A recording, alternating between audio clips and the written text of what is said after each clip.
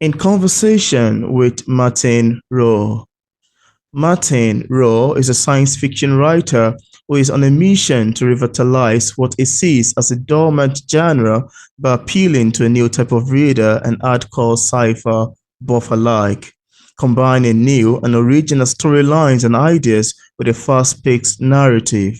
Martin feels like he offers something that other science fiction writers do not, and that is a sound knowledge of the related technical and scientific subject associated with the genre. He also seeks to build a story around a possible future timeline, bringing the reader along with him on its journey to the stars. Martin served in the Royal Navy for 22 years as a weapons engineer across multiple disciplines, including intelligence, before he took up the role of a defense engineering consultant, something that he still does to this day. He lives with ex-wife Hannah and two children, Anthony and Mark, in West Sussex. He is a lifelong Brighton and Hove Albion fan who also enjoy good red wine and reading. And on today's episode of Auto Interview, it's my utmost pleasure and joy to have on the show today Martin Rowe. How are you doing, Martin? I'm very well, Peter. Yourself? Yeah, I'm doing Thank you for fine. having me. Absolutely, I'm doing fine too, and it's lovely to have you on the show today. I'm so excited about this. Thank you. Yeah, Yeah. absolutely. So, Martin, could you tell us about your epic military art science space opera novel titled Compassion's Cry, which, of course, is the first book in the series of the Humanity Dawns book. How does this book come about? I love to ask you, what inspired you to write Compassion's Cry? Well, I suppose writing, if I take it from there, Peter, as it were, is it was something I was always very interested in as a kid or Mm, as a child. Isaac Asimov, Arthur C. Clarke. I used to get anything I could get my hands on when I wow. was much younger. I'd read and read and read. I absolutely loved reading. Loved English at school, and then I don't know. I was very good at the technical disciplines, but I really did enjoy it. So I put that down Oh, when I left school, really, and I didn't go back to that sort of like the creative arts and writing and drama. I enjoyed all of that, and then I joined the military as a weapons engineer, as you've already mentioned.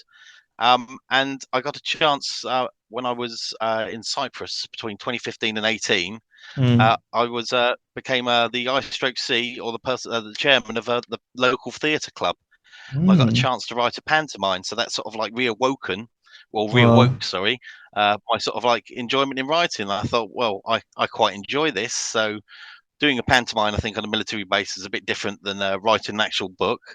Wow. So when I left in 2018, I still had a few years left in the Navy, which always gives you plenty of time to read when you're at sea. So I thought I'm going to learn how to do this properly. So yeah, I went away to uh, look at the sort of like how to do it properly. And 5 years later, I finally started putting pen to paper, and Mm, I got the first book out. So I know you asked there what sort of like inspired it. yeah. Believe it or not, a lot of people sort of like to say science fiction, the science. So I've talked very much about that. But one of the ideas that I really sort of like enjoyed, and the main theme that the actual book's about, I've had a few people that have picked up on it, which I'm glad. So I'm obviously doing something right. Was that Interesting. it's very much about sort of like the idea of refugees and sort of like refuge and how Mm, sort of like other races, as it were, can move about in what is our universe mm, as such, and how we sort of like help one another out. So yeah, a bit of a different theme. So that's where the compassion's cry element comes from, if you see what I mean.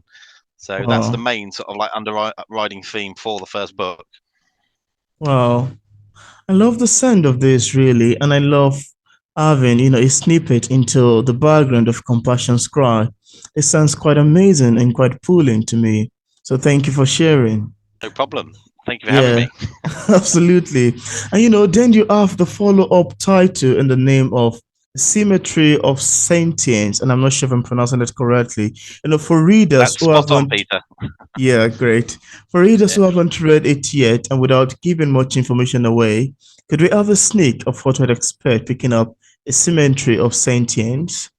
Yes, definitely. So the And first book very sorry, much sets the theme. if you have a copy of your book there with you, you might want to show it to the camera.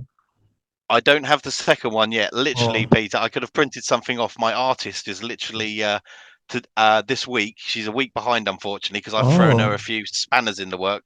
But the book oh, cover is coming soon. But it's all in production at the moment, and it's due to be released on the great. 29th of April. So with this one, I think the first one was very much about that sort of like compassionate element, building a universe, very sort of like scientific. I think your sort of like your space opera, epic sort of like hard science. This one still sticks with the same thing of hard science, explores some different sort of like ideas, which I don't want to say too much because I think I'll spoil it for the reader. But it's a lot more sort of like galactic epic battles and sort of like struggle, and it very much revolves around the sort of like an emergence of a change Mm. that's basically going to affect the whole cosmos, as it were, forever. And Oh, that's sort of like what sort of like kicks into gear this something that happens that will lead on to the third book, if you see what I mean. So it's sort of like a journey of where all species, if you see what I mean, in our universe and other universes, they are giving you a bit of a heads up there, are yeah. heading. So I love to play with all the science and things, and I love to sort of like use that in my stories to try and come up Mm, with some what I feel are quite sometimes unique ideas, doing them differently absolutely. than most people do. Um, as you had from my bio at the front at the beginning there, what I'm trying to do differently is I find that a lot of sci-fi authors these days shy away from the science. That's Mm, something that I always run towards. I love it. You know, the sort of like oh, the physics, the research for the books and things. I absolutely love that. Cosmology are all hobbies oh, of mine that I love reading about. So yeah, so very much enjoying it. But yeah, so that's where it's going in summary. Epic galactic battles and a struggle for humanity. There we go. So a lot mm. more sort of like action kicks up a gear in the second one than there was in the first. Wow.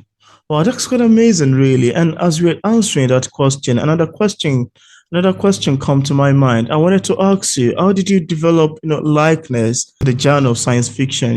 What piqued your interest in this particular genre? So I think for myself, it was reading as a child. I always loved the idea. You know, you could go outside, you could look up, and Yeah, it's a great unexplored unknown, isn't it? Uh, Stephen Hawking's, you know, was quite all the television programs when we were younger, the books, sort of like a brief history of time and things yeah. like this. I've got copies of those on my bookshelf still, Wow. you know, and I just loved the whole sort of like subject, as it were. So I always quite enjoyed. I think you do when you're in the forces. You enjoy a good story, and I Mm, love telling a good story, and I think that's something that I do quite well. And I like playing with the science to create the narrative rather than sort of like sticking within the structures of it.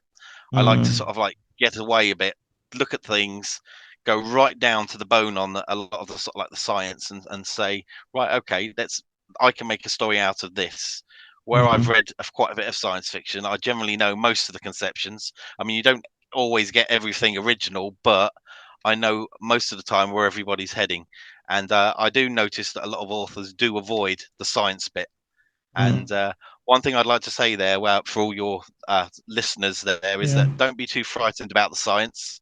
I spent hours on end making sure that my 65-year-old mother could understand, who's never read a Wow. science fiction book in her life. Wow. It's got read through and a flow. So Wow. if you're not necessarily getting the science, and I don't go too hard on it, it's just there to pick at and to look at. It does Mm. not affect the flow of the story at all. So I think that's probably an important point to add in there. Yeah. Wow, that's quite amazing, really. Thank you so much for adding this and thank you for sharing. Much appreciated. Thank you. And now, Martin, as authors, we all have different ways of reacting to feedbacks and criticism of our works. I'm curious to know your opinion about criticism. How do you react to, negative criticisms of your book, if you've ever had one in time past? I've so regards to the book so far, I've been very lucky. I've had so far all 5 stars, 4 stars, and lovely Interesting. warm feedback. So I'm really pleased with that. There's definitely an element there, I think, where social media is a certain thing. You know, to social media, yourself, Peter, as you know, with the writing games, that you have to grow your Yeah, brand, reach out to your people, offer something absolutely. more than just trying to sell your books. You know, you've got to come across and tell people what you're doing, isn't it? You know, share your Yeah. dreams, your interests, and stuff. So I've had a few sort of like pointed criticisms there, but I think generally outside of the reader bubble, I think being in the forces for 22 years, I'm not Mm, frightened of a bit of critique, and I really do appreciate it, to tell you the truth, when people, I have a good list of friends, if that's what you can call them, or very loose enemies, that will more than happily tell me if I get something wrong in my book. mm, you wow. know, that I've got plenty of people like that, ex-armed forces, that will suddenly jump on me and go, "You didn't do this in your book or that." So, but I Mm, think it's important that you do get that. Um, Everything I'm learning so far, I think, about being an author is that everyone will eventually get to where they want to be as an author. The question is often time. How long will it take you to get there?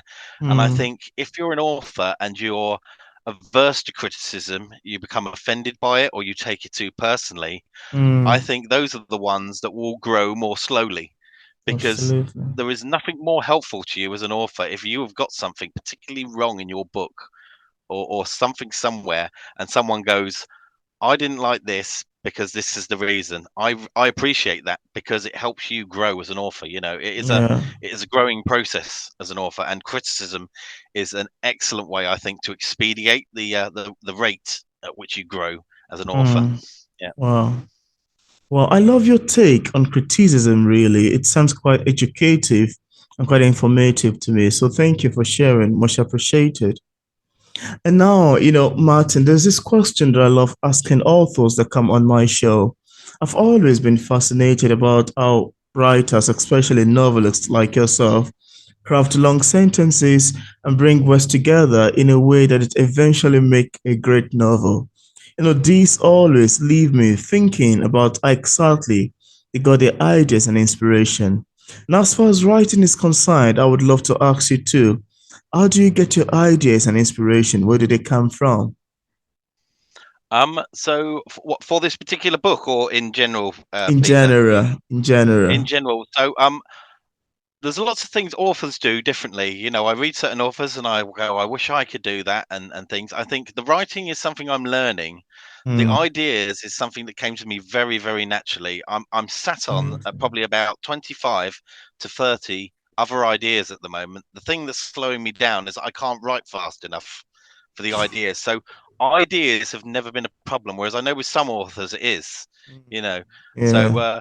I've got a series of ideas there that, So the ideas workshop up there is alive and kicking, and working quite well, if you see what I mean.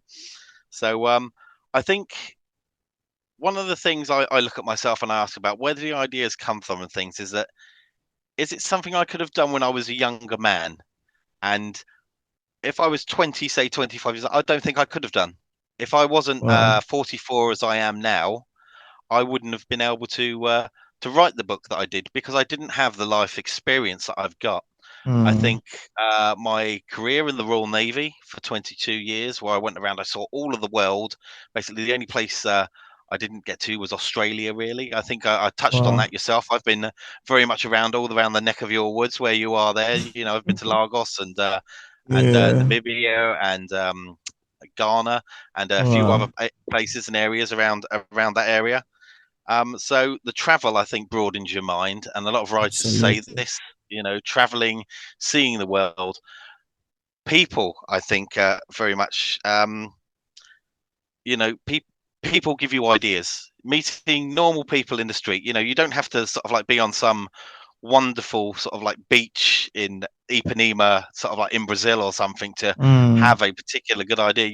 I think people would be amazed how those ideas come from just absolutely. conversations with normal people, everyday people. And I think that's Mm. something I enjoy about my writing. I try to keep myself very grounded in it. It can be very easy to, as you can see here in my little study, to just live in here, get some bread and water under the door, and just board up the windows, like. But I think it's important to be out there to get those ideas and to keep those sort of like creative thoughts flowing. Mm, Is talk yeah. to normal people. Talk to normal people. Don't spend your whole time talking to writers, and not necessarily always readers as well. But just get out Yeah. and talk to people, sort of like in person. Yeah. Wow. Got anything else? Wow. Yeah, That's Peter. quite amazing to know, really. Thank you so much, Martin. This was quite educative, yeah, and very informative. I love the sound of it. And now I'm curious to know if you experience any challenges in the process of writing your board books, if there is any. Could you share with us what challenge it is and how you ultimately overcame it? Yes, definitely. So the biggest one for me, Peter, was advertising. I got it completely wrong with my first book. Hmm. Completely wrong. I was very lucky when you start as an author to have a good network with the forces of friends Yeah. and family that were willing to support me. So my book did quite well, but it went up a slope, and where I didn't actually have a sort of like social media strategy, Yeah. advertising campaign, and a sort of like something all lined up, which is a mistake I will add now I'm not making with the second book. It then Wow. all fell off straight away Wow. afterwards, and then it was like this as I sort of like engaged with social media, and I found, right, you should be doing something more consistently. I think so. The Hmm. biggest thing is the whole world of advertising, promotion, and what is there behind it. You can write the greatest book in the world, but if nobody knows it exists, Yeah. then that book That's true. technically doesn't Absolutely. exist, doesn't it? Yeah. So it's getting yourself out there. So very much, I thought the book was going to be the hardest thing to write, and how wrong I was. Really, I think that's the the best thing I could say there. Yeah. So it then all comes down to planning, and it's something that I can do. I think I was quite daunted to start with, but as I'm finding out, you get all of the things and you bring them all in together. Hmm. One strategy sort of like complements another thing that you're trying to do as an author. Absolutely. So it all comes together, but it's just planning, organization. Like, I've changed my routines very much now. I get up at 5:30 every morning. I do all of Wow. my social media before I start work. I've always been a bit of an early riser from being in the Wow. forces. So I get that all done now in the mornings before I start the day. So it's there for people to see whenever they log on and do things. So that's the time for that. And then I try to Wow. then leave the evenings free for the whole writing, creating part. Yeah. Interesting. That's quite interesting, really. That's quite amazing. I love that you have a plan outlining all of these things together. Quite amazing, really. Thank you so much, Martin, for sharing. No, it doesn't Thank always you. work out like that, Peter, with a family. Yeah, I've got a 19 and 17-year-old boy, and they normally need to Oh, lift somewhere or help with something. Or oh, obviously they're not little children anymore, but family and sort of like normal life can often get in the way of that. So it never always runs that smoothly, but whatever does in life, isn't it? Yeah. yeah. Well, that's quite lovely to know. And now, apart from Compassion's Cry and a symmetry of sentience, do you have any other works you've authored or maybe currently working on? So, as I explained, I had a bit of a brief step into sort of like pantomime. Completely wrote a pantomime myself um, Oh, in the armed forces. So that was my real sort of like first thing I'd done, wow. writing myself on my own. I'd got involved in things of what are known as like sods operas, so like 5-minute stand-up type things like this in the forces, and I always had that enjoyment for entertaining. But books wise, no, this is my first venture into that, as it were. So Mm, I'm currently what I'm working on at the moment is very much part of my strategy. So obviously, well, I'll have the books in the series. I'll have sort of like book one, two, and three for this trilogy. mm. What I'm currently working on is bits in between. So I'm trying to get my newsletter. I will be started soon, and I'm Oh, currently working on a reader magnet.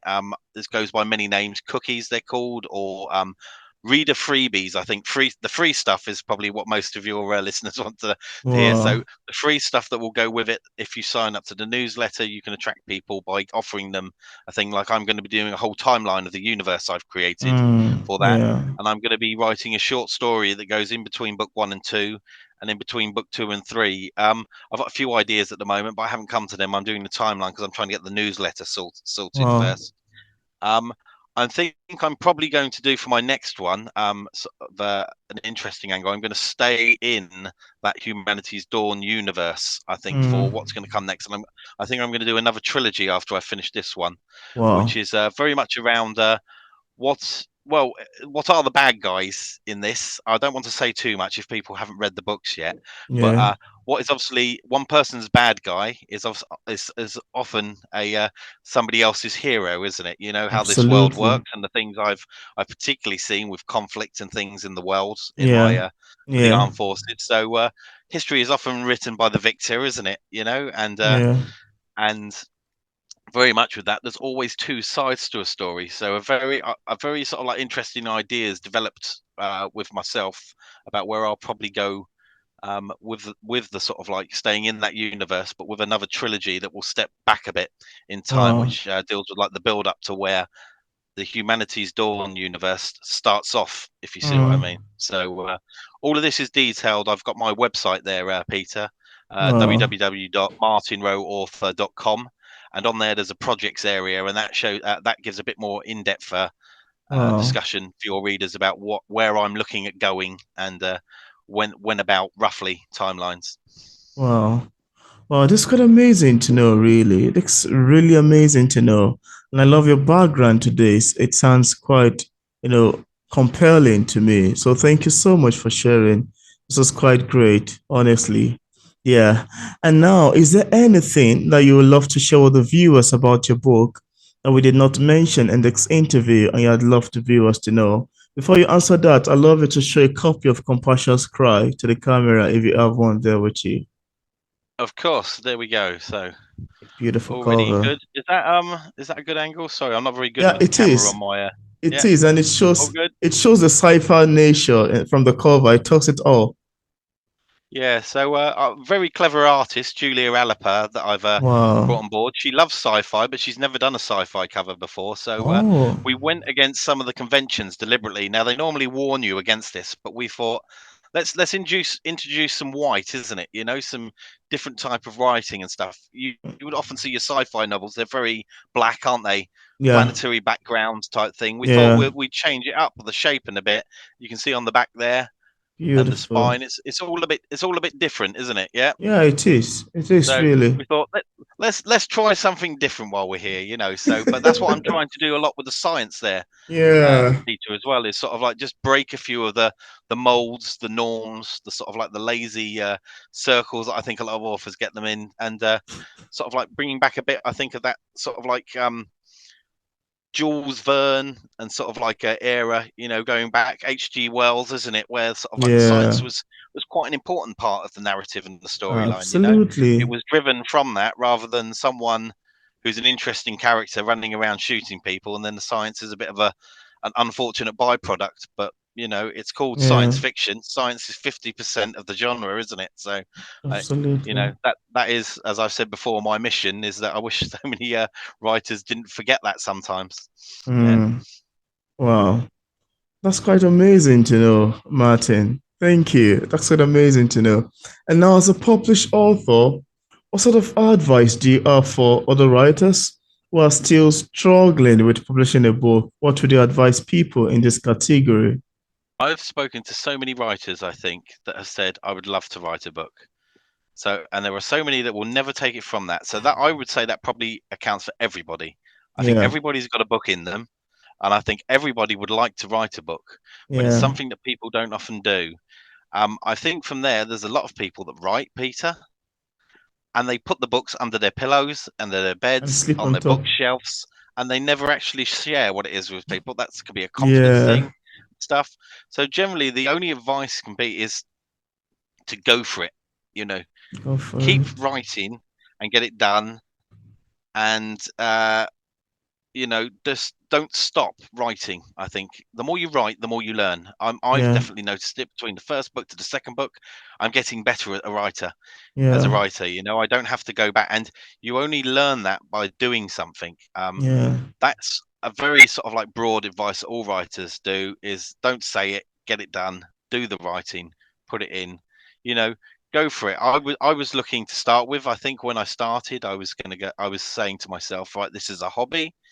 And I thought, mm, do you know what? There's quite a lot of effort that's involved in this and the planning and everything. So yeah, I've decided, you know, I want to grow my brand and try and get out there a bit more. You know, I want to yeah, get my book into more people's hands. So yeah. the way you do that, there's other conventions as well, which are important, which comes back to the whole writing thing that I said before, is that Absolutely. books sell books, you know, Yeah, particularly in the genre of science fiction. You need more absolutely. books to sell the books that you're trying to sell now. You know, it's all a sort of like a game. Kindle Unlimited, you know, is a huge part of the sci-fi genre and the fans. You know, they all Yeah, love reading and they're really good readers and really loyal readers, but they like to absorb a lot of stuff, and the Kindle Unlimited packages are often the things where you find them. So you need lots of books, you need lots of material and things, Yeah. sort of like to keep that train rolling. I think that's sort of like the advice. So the advice is, when you're not writing and you stop writing, I suppose you're not doing something, and that is to write more. That's the best. That's the best Absolutely. of advice you could give to someone who's an author. Yeah. Wow. Wow. Thank you so much for this. Thank you so much for your advice. And I'm hopeful that viewers, including myself, would love to utilize it. Now, Martin, in case we have some viewers who are currently watching this interview, I would like to get a copy of your book. On what platform is it available on for purchase? Yes. So I'm with Amazon exclusively, but it is available in hardback and paperback printed copies. It's available on Interesting. Kindle, and it is available on Kindle Unlimited as well. So obviously, if you're subscribed to that, it's free. And it's also I'm on Audible and iTunes and Amazon. So if Wow. people want the audiobooks, it's available on Interesting. those platforms as well. Yeah, that's great. And I left a link in the discussion part of this interview where interested viewers can get a copy of Martin Rowe's books directly on Amazon and also on other platform. So thank you so much, Martin, for accepting the invitation to be featured on P English Literature. It's awesome having this conversation with you. Thank you very much for inviting me. It's been really good, and I've thoroughly enjoyed it. Very nice to meet you, Yeah. Peter, and your fans and the audience. Yeah, I'm Thank one of your you. fans now, Peter. Okay, there you go, mate. That's so fun to know, really. That was fun. I just